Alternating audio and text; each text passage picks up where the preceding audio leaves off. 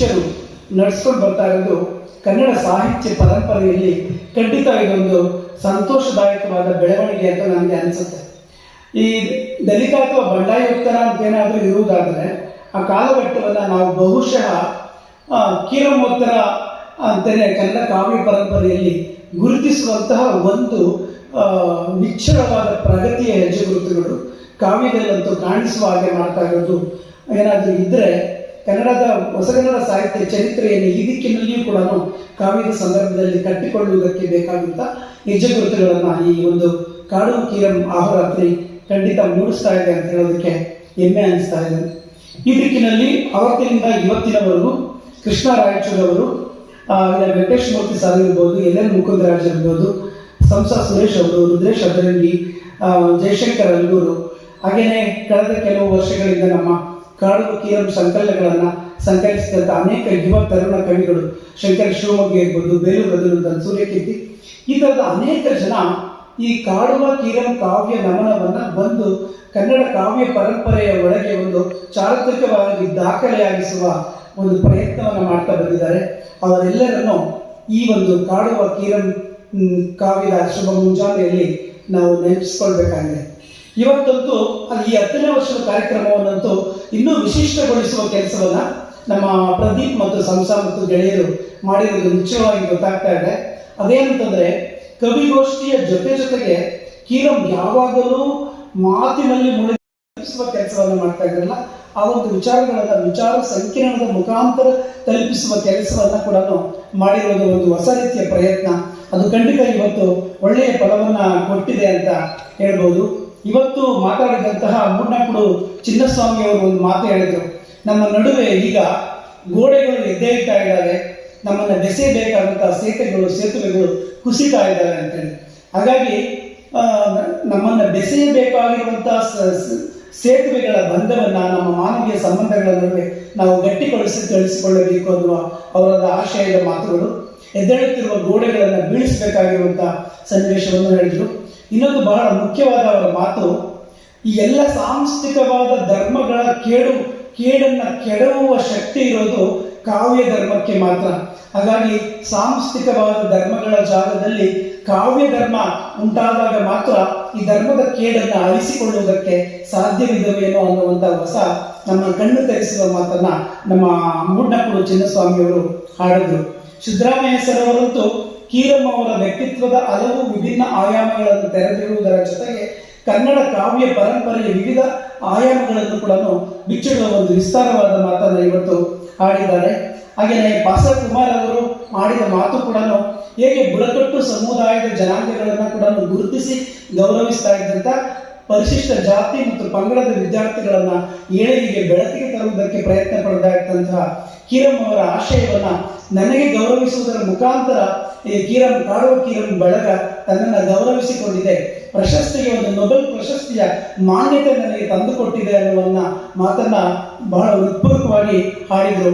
ಬಹುಶಃ ಇವತ್ತು ಕೀರಂ ಪ್ರಶಸ್ತಿಗೆ ಒಂದು ಹಣಕಾಸಿನ ದೊಡ್ಡ ಮೊತ್ತದ ಬೆಂಬಲ ಇಲ್ಲದೆ ಇರ್ಬೋದು, ಆದರೆ ಅದರಲ್ಲಿ ಅಂತರ್ಗತವಾಗಿರುವಂತಹ ಮೌಲ್ಯ ಇದೆಯಲ್ಲ, ಆ ಕೀರಂ ಹೆಸರಿಗೆ ಇರುವಂತಹ ಮೌಲ್ಯ, ಕೀರಂ ವ್ಯಕ್ತಿತ್ವಕ್ಕೆ ಇರುವ ಮೌಲ್ಯ ಸೇರಿಕೊಂಡು ಆ ಮೌಲ್ಯ ಇವತ್ತು ಬಸಕುಮಾರ್ ಅವರು ಹೇಳಿದ ಹಾಗೆ ಅದು ಬೆಲೆ ಕಟ್ಟಲಾಗದ ಒಂದು ಮೌಲಿಕವಾದಂತಹ ಪ್ರಶಸ್ತಿ ಆಗಿದೆ ಅನ್ನೋದನ್ನು ಕೂಡ ಇವತ್ತು ಆಯ್ಕೆ ಮಾಡಿದಂತಹ 5 ಜನ ಪ್ರಶಸ್ತಿ ವಿಜೇತರಿಗೆ ಕೊಟ್ಟಂತಹ ಪ್ರಶಸ್ತಿ ಕೂಡ ಅತ್ಯಂತ ಸೂಕ್ತವಾದಂಥ ಆಯ್ಕೆ ಆಗಿತ್ತು ಅನ್ನೋದನ್ನು ಕೂಡ ನಾವೆಲ್ಲರೂ ಕಂಡುಕೊಂಡಿದ್ದೇವೆ.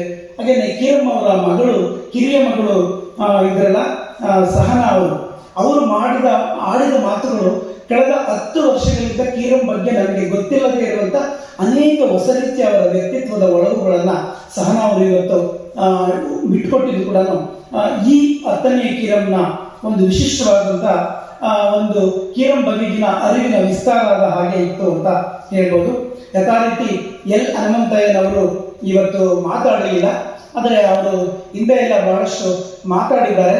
ಅದು ಮತ್ತೆ ಕೀರಂ ಅವರನ್ನು ಸ್ಮರಿಸುವ ರೀತಿಯಲ್ಲಿ ಅವರ ಮಾತುಗಳು ಕೂಡ ಇತ್ತು ಅನ್ನೋದನ್ನು ನಾವು ನೆನಪಿಸ್ಕೊಳ್ಬಹುದಾಗಿತ್ತು ಅಂತ. ಹಾಗೆಯೇ ಮೊದಲನೇ ಕವಿಗೋಷ್ಠಿಗೆ ನಾವೆಲ್ಲರೂ ಸಾಕ್ಷಿಗಳಾಗಿದ್ದೇವೆ. ಕನ್ನಡ ನಾಡಿನ ಅತ್ಯಂತ ಈಗ ಪ್ರಸ್ತುತವಾಗಿ ಬರೀತಾ ಇರುವಂಥ ಅನೇಕ ಕವಿಗಳು ಇವತ್ತು ಕವಿತಾ ವಾಚನವನ್ನು ಮಾಡಿದರು.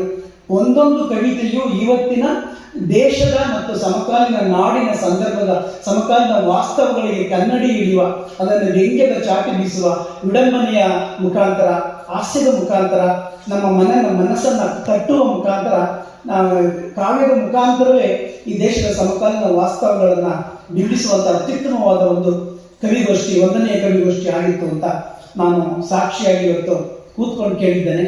ಹಾಗೆಯೇ 2, 3 ಮತ್ತು 4, 5ನೇ ಕವಿತೆಗಳಲ್ಲಿ ಈ ಕನ್ನಡ ಕಾವ್ಯ ಪರಂಪರೆಯ 4-5 ತಲೆಮಾರಿನ ಕವಿಗಳು ಅನೇಕ ರೀತಿಯ ಸಮಕಾಲೀನ ವಾಸ್ತವಗಳಿಗೆ ಇವತ್ತು ಮದ್ಯಕ್ಕೆ ಇರ್ಬೋದು, ಕೋಮುಗಲಭೆ ಇರ್ಬೋದು, ರಾಜಕಾರಣದ ಈ ದುರಂತ ಕೇಡಿನ ಹಿನ್ನೆಲೆ ಇರ್ಬೋದು, ಈ ಅನೇಕ ವಸ್ತುಗಳನ್ನು ಇಟ್ಕೊಂಡು ಅವರು ಹೊಸ ಹೊಸ ರೀತಿಯ ಉಪಮೆ ಮತ್ತು ಭಾಷೆಗಳನ್ನು, ರೂಪಕಗಳನ್ನು ಹುಡುಕುವ ಕೆಲಸದಲ್ಲಿ ತೊಡಗಿದ್ದಾರೆ. ಹಾಗೆಯೇ ಹೊಸ ಕಾಲದ ಹುಡುಗರ ಒಂದು ಉತ್ಸಾಹವನ್ನು ಕೂಡ ನಾವು ಯಾವತ್ತೂ 10 ವರ್ಷಗಳಿಂದ ಕಂಡ ಹಾಗೆಯೇ ನಾಡಿನ ಮೂಲೆ ಮೂಲೆಗಳಿಂದ ಅನೇಕ ಹೊಸ ಕಾಲದ ಕವಿಗಳು ಇವತ್ತು ಬೆಂಗಳೂರಿಗೆ ತಾವು ಕಚ್ಚಿಟ್ಕೊಂಡು ಬಂದಿದ್ದಾರಲ್ಲ, ಅದು ಕನ್ನಡ ಕಾವ್ಯದ ಉಜ್ವಲವಾದ ಭವಿಷ್ಯ ಖಂಡಿತ ಇವರಲ್ಲಿ ಇದೆ ಅನ್ನುವುದಕ್ಕೆ ಈ 5 ಕವಿಗೋಷ್ಠಿಗಳ ಕವಿಗಳ ವಸ್ತು, ಕವಿತೆ ಇದೆಲ್ಲವನ್ನು ಕೂಡ ನಮಗೆ ಮನದಟ್ಟು ಮಾಡಿಸಿದೆ ಅಂತ ನಾನು ಹೇಳೋದಕ್ಕೆ ಇಷ್ಟಪಡ್ತೇನೆ. ಹಾಗೆಯೇ ವಿಚಾರ ಸಂಕಿರಣಗಳಲ್ಲಿ ಮಂಡಿಸಿದ ಪ್ರಬಂಧಗಳಂತೂ ಅದು ಯಾರು ನಮ್ಮ HR ಸ್ವಾಮಿಯವರಾಗಿರ್ಬೋದು, ಹಾಗೆಯೇ ನಮ್ಮ ರಾಜಪ್ಪ ದಳವಾಯಿಯವರು, ನಾನು ಕರ್ನಾಟಕ ಮೀಸಲಾತಿ ಬೆಳೆದು ಬಂದ ಆ ಇತಿಹಾಸವನ್ನು ಕೇಳಿದ ಅತ್ಯುತ್ತಮವಾದ ಉಪನ್ಯಾಸಗಳಲ್ಲಿ ಅದು ಬಹುಶಃ ಒಂದಾಗಿತ್ತು. ಅದು ತುಂಬ ಇವತ್ತಿನ ಮೀಸಲಾತಿಯ ಬಗೆಗಿನ ನಮ್ಮ ಅನೇಕ ರೀತಿಯ ಮೌಢ್ಯಗಳನ್ನು ಅಥವಾ ತಪ್ಪು ತಿಳಿವನ್ನು ಅಳಿಸಿ ಹಾಕುವ ಕೆಲಸವನ್ನು ರಾಜಪ್ಪ ದಳವಾಯಿಯವರು ಅದೆಷ್ಟು ಅಧಿಕೃತವಾಗಿ ಅಥವಾ ಅಥೆಂಟಿಕ್ ಆಗಿ ಮಂಡಿಸಿದರು ಅಂತ ತುಂಬ ಒಂದು ಉಪಯುಕ್ತವಾದಂಥ ಉಪನ್ಯಾಸವಾಗಿತ್ತು.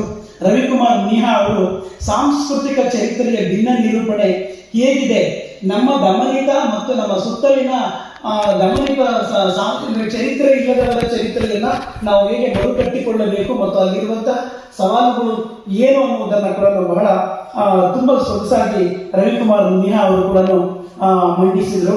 ಹಾಗೆ ದಿಲಾವರ್ ರಾಮದುರ್ಗ ಸರ್ ಅವರು ಮಾಧ್ಯಮ ದುರಂತ ಮತ್ತು ಶ್ರೀಸಾಮಾನ್ಯ ಅನ್ನುವ ವಿಷಯದಲ್ಲಿ ಇವತ್ತು TRPಯ ನೆಪದಲ್ಲಿ ಇರ್ಬೋದು ಅಥವಾ ಬಹಳ ಬೇಗ ಸುದ್ದಿಯನ್ನು ಮಾಡುವ ನೆಪದಲ್ಲಿ ಮಾಧ್ಯಮಗಳು ಹೇಗೆ ದಿಕ್ತಪ್ತಾ ಇದ್ದಾವೆ ಅಂತೇಳಿ ಪ್ರಸ್ತುತ ರಾಜಕಾರಣದ ಪರಿಣಾಮ ಇರ್ಬೋದು ಅಥವಾ ಈ ಒಟ್ಟು ಸುದ್ದಿ ರಾಜಕಾರಣದ ಒಳಗಿನ ಸೋಜಿಗ ಮತ್ತು ಅಲ್ಲಿ ಶ್ರೀಸಾಮಾನ್ಯನಿಗೆ ಹೇಗೆ ಅದರ ಒಂದು ಕಬಂಧ ಭಾವನೆ ಒಳಗೆ ಸಿಕ್ಕಿಕೊಂಡು ಅವನು ನರಳುತ್ತಾನೆ ಅನ್ನುವವರೆಗೆ ಬಹಳ ಸೂಕ್ಷ್ಮವಾದ ವಿಚಾರಗಳನ್ನು ದಿಲಾವರ್ ರಾಮದುರ್ಗ ಅವರು ತಮ್ಮ ಉಪನ್ಯಾಸದಲ್ಲಿ ತಿಳಿಸಿಕೊಟ್ರು. ಕುಪ್ಪನಹಳ್ಳಿ ಎಂ ಭೈರಪ್ಪನವರಂತೂ ಅಂಬೇಡ್ಕರ್ ಬಗ್ಗೆ ಬಂದಿರುವಂತಹ ಕವಿತೆಗಳ ಒಂದು ಒಟ್ಟು ಒಳನೋಟವನ್ನು ಎಷ್ಟು ಚೆನ್ನಾಗಿ ಕಟ್ಟಿಕೊಟ್ಟಿರೋದು. ಅಡಿಗರ ಅಂಬೇಡ್ಕರ್ ಭೀಮರಾಯರ ಕವಿತೆಯಿಂದ ಹಿಡ್ಕೊಂಡು ಕನ್ನಡದ ಮೊಟ್ಟ ಮೊದಲ ಭೀಮರಾಯರ ಬಗ್ಗೆ ಬಂದ ಕವಿತೆಯಿಂದ ಹಿಡ್ಕೊಂಡು ಸೀರಿಯಲ್ ವರೆಗಿನ ಒಂದು ಸೀರಿಯಲ್ ಗೀತೆಯವರೆಗೆ ಎಷ್ಟು ಅಚ್ಚುಕಟ್ಟಾಗಿ ಇಡೀ ಕನ್ನಡ ಸಾಹಿತ್ಯದಲ್ಲಿ ಬಂದಿರುವಂಥ ಅಂಬೇಡ್ಕರ್ ಬಗೆಗಿನ ಕಾವ್ಯದ ಒಂದು PhD ಥೀಸಿಸ್ಗೆ ಆಗುವಷ್ಟು ವಿಸ್ತಾರವಾದ ಒಂದು ವಿಷಯವನ್ನು ಇಟ್ಕೊಂಡು ಅವರು 20 ನಿಮಿಷಗಳಲ್ಲಿ ಎಷ್ಟು ಸೊಗಸಾದಂಥ ಉಪನ್ಯಾಸವನ್ನು ನೀಡಿದ್ದಾರೆ. ಸಂಭ್ರಮವನ್ನು ಅನುಭವಿಸಿದಂಥ ಯಲ್ಲಪ್ಪ ಮೇಷ್ಟ್ರಿಗೆ ಧನ್ಯವಾದಗಳು. ಅಷ್ಟೇ ಸುದೀರ್ಘವಲ್ಲದ ಅತಿಥಿ ನುಡಿಗಳನ್ನು ನಮ್ಮ ಸುಭಾಷ್ ಕಮ್ಮಾರವರು ಮಾತಾಡೋದಕ್ಕೆ ಕೇಳ್ಕೊಳ್ತೀವಿ ಪ್ಲೀಸ್.